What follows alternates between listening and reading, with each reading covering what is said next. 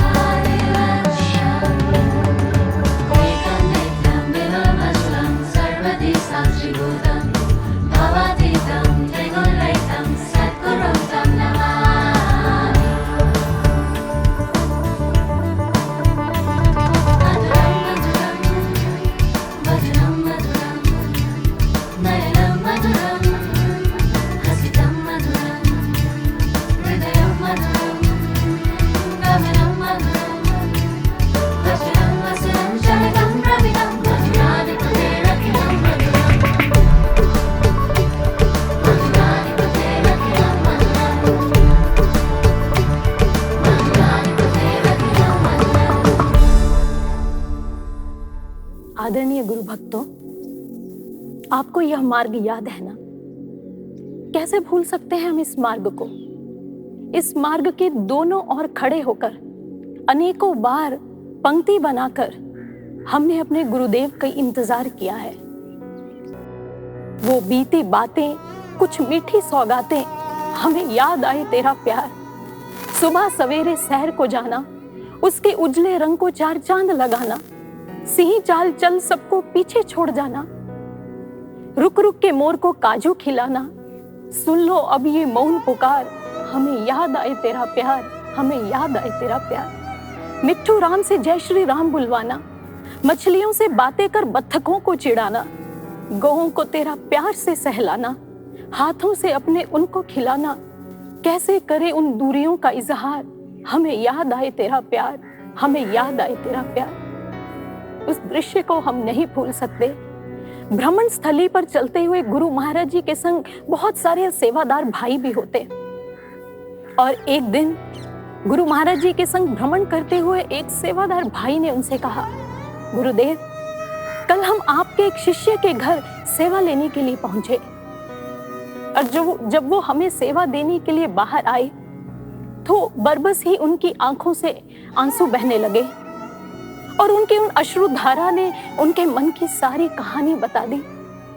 साथ साथ महाराज जी उसे श्रवण कर रहे हैं और साथ साथ भ्रमण करते चले जा रहे हैं। उन सेवादार भाई ने कहा, गुरुदेव, उनके आंसुओं ने कहानी बयां की कि उनके हृदय में तो आपके लिए बहुत अत्यधिक भावनाएं हैं, लेकिन वो आर्थिक दृष्टि से संपन्न न होने के कारण अपने मन के अनुसार दरबार की सेवा नहीं कर पा रहे हैं। तो गुरुदेव, मेरे मन में यह प्रश्न है, आप अपने भक्तों को, अपने शिष्यों को इतना पर्याप्त धन क्यों नहीं दे देते कि वो मन के अनुसार इस दरबार की सेवा कर सके? भ्रमण करते हुए गुरुदेव एकदम से रुक गए, उस गुरु भाई की ओर देखा, कहने लगे, तुम्हें क्या पता हम उन्हें क्या दे देते हैं। महाराज श्री ये संक्षिप्त उत्तर देकर आगे बढ़ गए सैर करने के लिए, लेकिन वो गुरु भाई वहीं खड़े इस संदेश के मर्म को टटोलने लगे, समझने का प्रयास करने लगे। सत्य ही तो है, देने वाला क्या दे रहा है और पाने वाला क्या प्राप्त कर रहा है, ये इन सांसारिक आंखों से नहीं देखा जा सकता है, क्योंकि जो गुरुदेव अपने शिष्यों को प्रदान करते हैं वो बहुत सूक्ष्म होता है। ये तो भक्त और भगवान, गुरु और शिष्य के मध्य का संबंध है, ये वही जानते हैं। ये तो भावों का एक खेल है और वो गुरु भाई समझ गए। जहाँ गुरुदेव अपने शिष्यों को अलौकिक संपदा दे रहे हैं, वो हमारे मन बुद्धि का विषय नहीं, ये उनसे बहुत परे की बातें। इन दृश्यों को हम नहीं भूल सकते हैं। एक बार एक गुरु भाई अपने साथ एक सज्जन को लेकर आए आश्रम में, ये कहकर कि आप चिंता ना करें, मुझे महाराज जी बहुत अच्छी तरह जानते हैं, मैं आपको महाराज जी के दर्शन करवाऊंगा, उनसे मिलवाऊंगा। और वो गुरु भाई, मुझे याद है, सबसे आगे यहाँ पर अपनी जगह बनाकर खड़े हो गए उन नए व्यक्ति के साथ, हाथ में फूलों का गुलदस्ता लिए कि जैसे ही महाराज जी आएंगे सबसे पहले उन्हें देखेंगे और ये भेंट, ये फूल उन्हें वो दे देंगे। शंख ध्वनि हुई, महाराज जी कक्ष से बाहर आए, लेकिन महाराज जी ने अपनी दृष्टि उन गुरु भाई के स्थान पर सबसे पहले उन सज्जन पर डाली जो पहली बार उनके साथ आश्रम आए थे। महाराज जी ने उन्हें इतनी स्नेहिल मुस्कान दी कि वो सज्जन, उन्होंने बाद में कहा, वो बताते हैं बाद में, कि मुझे लगा ही नहीं जैसे मैं पहली बार आया हूँ, मेरी आत्मा को ऐसा लगा जैसे वो गुरु महाराज जी को कितने जन्मों से जानती है। और इधर वो गुरु भाई, उन्हें बड़ा अजीब सा लगा अपने अंदर कि महाराज जी ने उनकी ओर देखा भी नहीं। खैर, उन्होंने प्रयास करके आगे बढ़कर महाराज जी को फूल देने की कोशिश की। तब महाराज जी ने उन्हें देखते हुए पता है क्या कहा? महाराज जी बोले, आप कहाँ से आए हैं? वो बेचारे गुरु भाई तो पानी पानी हो गए और उनके साथ जो सज्जन आए थे वो आश्चर्य भरी दृष्टि से उन्हें देखते रह गए। महाराज जी ने जो समझाना था महाराज जी समझा चुके थे। उन गुरु भाई को ये अच्छी तरह समझ आ गई थी कि इस दरबार में सिफारिशें नहीं चलती, यहाँ भावनाओं की अर्जियां लगानी पड़ती हैं। और उन्हें ये भी समझ आ गया था कि आश्रम में आने वाला व्यक्ति, कोई भी व्यक्ति महाराज जी के लिए नया नहीं है, वो तो आया ही उनकी कृपा से है, ना कि इस वजह से कि हम उसे लेकर आए हैं। इस तरह गुरु भक्तों, ये भ्रमण स्थली हमारे लिए सदैव एक मार्गदर्शन स्थली रही है, जहाँ पर चलते हुए महाराज जी ने हमें ऐसे ऐसे सूत्र दिए हैं जिन्हें थाम कर हमें इस मार्ग पर चलना आता है। महाराज जी ने समझाया है कि जैसे गति के लिए चरण चाहिए, वैसे ही प्रगति के लिए आचरण चाहिए। ऐसा आचरण जिसमें समर्पण हो, श्रद्धा हो, विश्वास हो, तभी हम चरेवेती की धुन गुनगुनाकर इस भक्ति मार्ग पर आगे बढ़ सकते हैं। तो आइए इन्हीं भावनाओं को लेते हुए अब अगले भजन को श्रवण करते हैं, जिसके लिए हमारे गुरु भाई और गुरु बहन मंचासीन हैं नूर महल आश्रम में।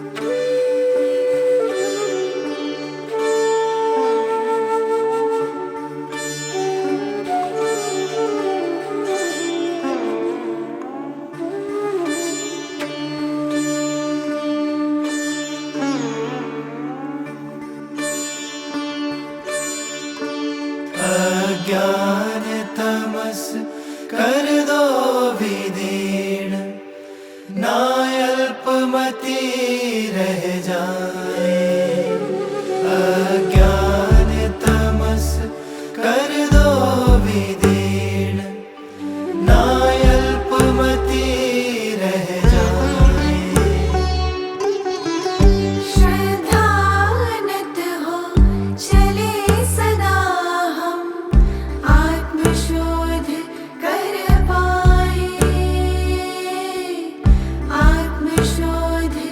कर पाए। हम चले सदा, हम चले सदा श्रद्धानत हो। हम चले सदा, हम चले सदा श्रद्धानत हो। हम चले सदा, हम चले सदा श्रद्धानत हो, श्रद्धानत हो।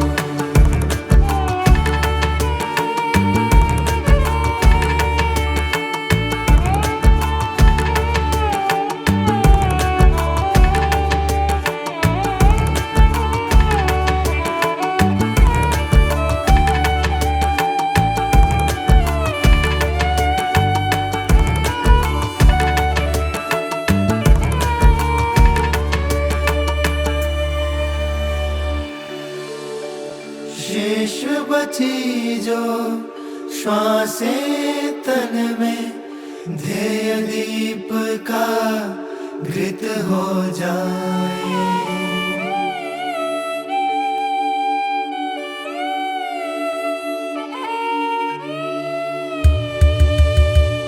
शेष बची जो श्वासें तन में, ध्येय दीप का घृत हो जाए।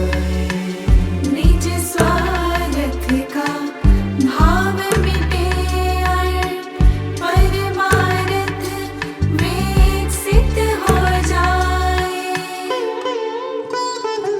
हमें उच्चतर आदर्श सिखाना, असमंजस में न रह जाए।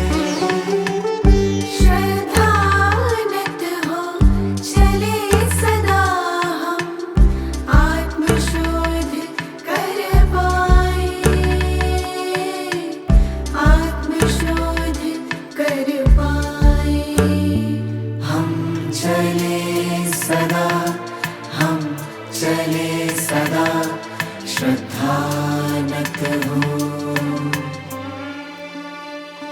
हम चले सदा, हम चले सदा श्रद्धानत हो। हम चले सदा, हम चले सदा श्रद्धानत हो, श्रद्धानत हो।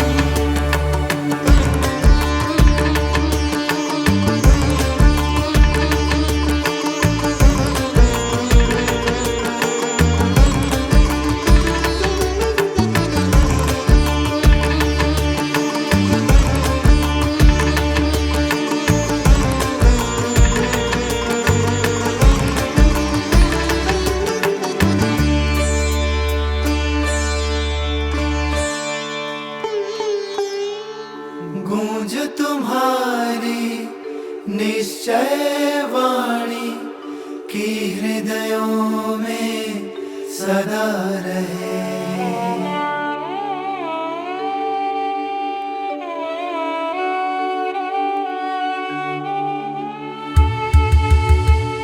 गूंज तुम्हारी निश्चय वाणी की हृदयों में सदा रहे।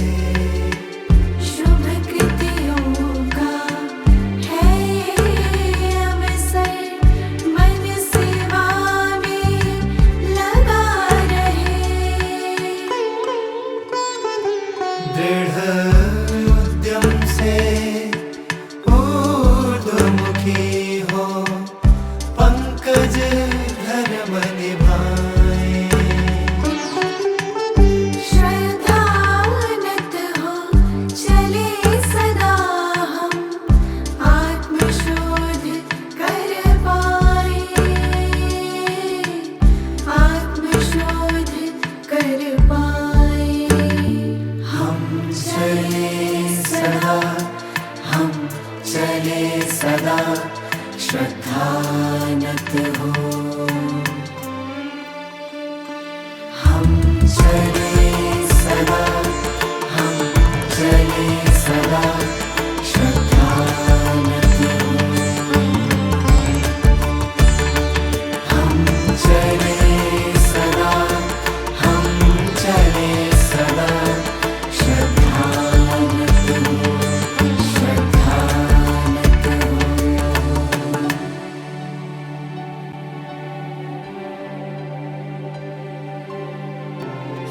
श्रद्धानत होकर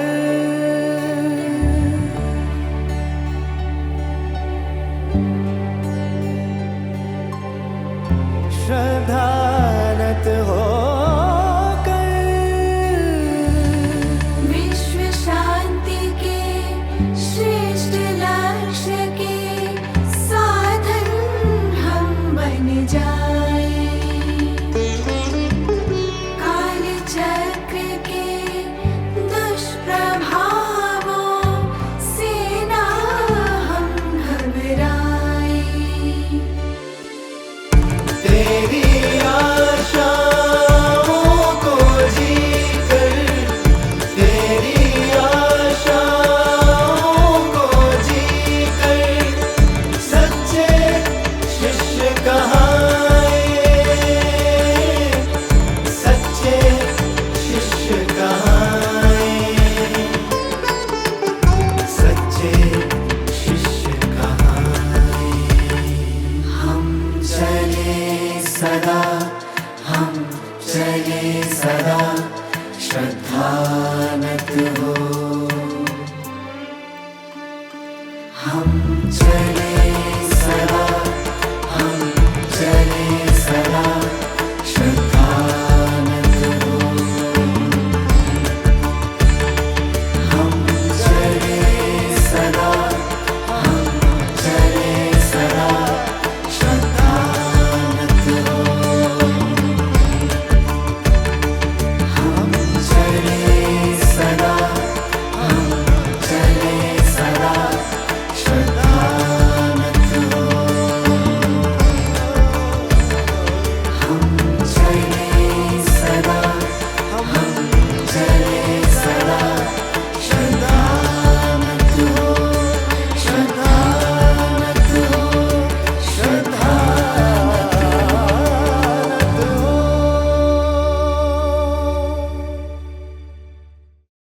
बेचैन जग यहाँ पर आकर झुकाएगा सर कि ये जो बेचैन जगत है, रोता धोता जलता हुआ समाज है, इन श्री चरणों को ढूंढता हुआ इस दरबार में आएगा और लंबी कतारों में खड़ा दिखाई देगा। शुभ वृत्तियाँ बढ़ेगी इसी आंचल के साए। संक्रांति का समय है, पग संभल कर बढ़ाए।